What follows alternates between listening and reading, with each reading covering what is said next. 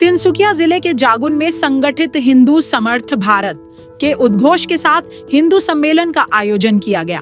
यह सम्मेलन जागुन के 9 माइल स्थित विष्णुपुर रंगमंच में दिन भर चले विभिन्न कार्यक्रमों के साथ संपन्न हुआ।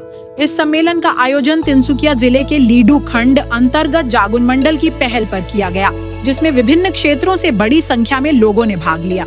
कार्यक्रम की शुरुआत ध्वजारोहण के साथ हुई, जिसके बाद दीप प्रज्वलन, सांस्कृतिक कार्यक्रम, सामूहिक गीत, विशिष्ट अतिथियों का स्वागत तथा बौद्धिक चर्चा आयोजित की गई। सम्मेलन के माध्यम से सामाजिक एकता, सांस्कृतिक जागरूकता और राष्ट्र निर्माण के संदेश को प्रमुखता से प्रस्तुत किया गया।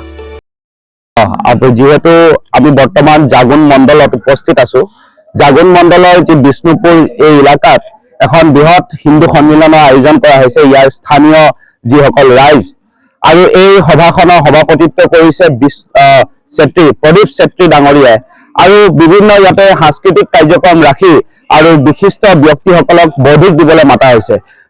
বিশেষকৈ জানে ৰাষ্ট্ৰীয় স্বয়ংসেৱক সংঘৰ এটা বৃহৎ পৰিকল্পনা আছিল যে ভাৰতৰ প্ৰত্যেক মণ্ডলত অৰ্থাৎ প্ৰত্যেক পঞ্চায়তত একোখনকৈ হিন্দু সন্মিলন হ'ব লাগে আৰু এই হিন্দু সন্মিলনত সমাজে গোটেই আয়োজন কৰি পেলাই হিন্দু সমাজ সংগঠিত হৈ পেলাই এই কাৰ্যক্ৰম কৰিব বুলি এটা অনুভৱ ৰাখিছিল। আৰু এতিয়া ইতিমধ্যে দেখা গৈছে বিগত আজি এক ডেৰ মাহৰ ভিতৰতে যে ভাৰতৰ বিভিন্ন স্থানত হিন্দু সন্মিলন হৈছে।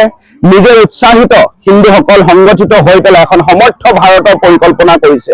যেহেতু আমি জানো আমাৰ হিন্দু সমাজত সকলো হিন্দু ব্যক্তিসকলে লাহে লাহেকৈ প্ৰত্যেক গাঁৱে নগৰে চহৰে সকলো ব্যক্তিয়ে সংগঠিত হৈ বিভিন্ন এলেকাত এনেকুৱা কাৰ্যক্ৰম কৰিছে আৰু অনাগত সময়ত ভাৰত এখন নতুন এটা ৰূপ ল'ব বুলি এটা অনুভৱ কৰা হৈছে।